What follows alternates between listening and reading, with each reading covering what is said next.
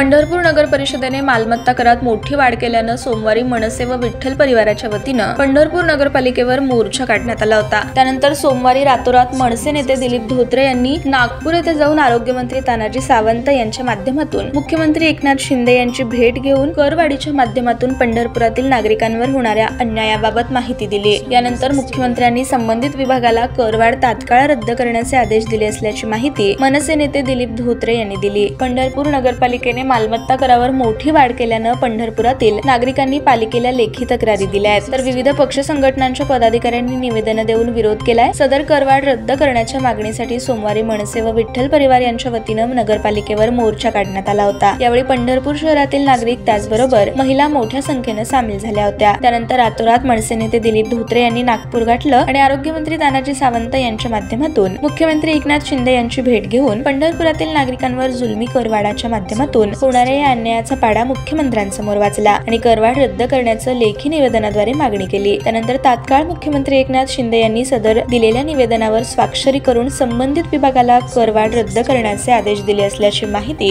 मनसे नेते दिलीप धोत्रे यांनी दिली। आता या आदेशामुळे पंढरपूरकरांवर लादण्यात आलेल्या जुलमी करवाढाबाबत दिलीप बापू धोत्रे यांच्या प्रयत्नामुळे करवाढ रद्द करण्याचा निर्णय झाल्यानं नागरिकांमधून समाधान व्यक्त होत आहे। ताज्या बातम्या पाहण्यासाठी प्राईम महाराष्ट्र न्यूज चॅनलला सबस्क्राईब करा।